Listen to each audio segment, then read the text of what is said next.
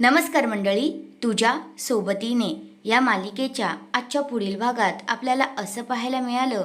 आता मल्हार नुपूरला इकडे प्रपोज करतो आणि तिला म्हणतो, माझ्याशी लग्न करशील का? मला माझं अख्खं आयुष्य तुझ्यासोबत घालवायचं आहे. आणि हे सगळं ऐकल्यानंतर नुपूरला तर खूपच जास्त आनंद होतो आणि ती मल्हारला इकडे होकार देते. आणि मग आता मल्हार जो आहे तो नुपूरला फुलांचा गुच्छ देतच असतो. तेवढ्यातच आता एक आवाज येतो आणि तो आवाज दुसऱ्या तिसऱ्या कोणाचा नसून मल्हारच्या आईचा असतो. आणि त्या आता मल्हारला म्हणतात, थांब मल्हार, तू ह्या मुलीला नको, हिला लग्नासाठी मागणी घालू. ही मुलगी उष्ट्या अंगाची आहे, उष्ट्या हल्दीची आहे. असं आता इकडे मल्हारची आई मल्हारला बोलते.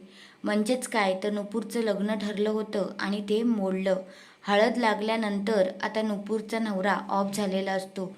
त्यामुळे आता इकडे मल्हारची आई लग्नाला विरोध करत असते आणि तायडी मात्र खूपच खुश झालेली असते. तुम्हाला काय वाटतंय, मल्हार आणि नुपूरचं लग्न होईल का? ते मला कमेंट करून नक्कीच सांगा. धन्यवाद.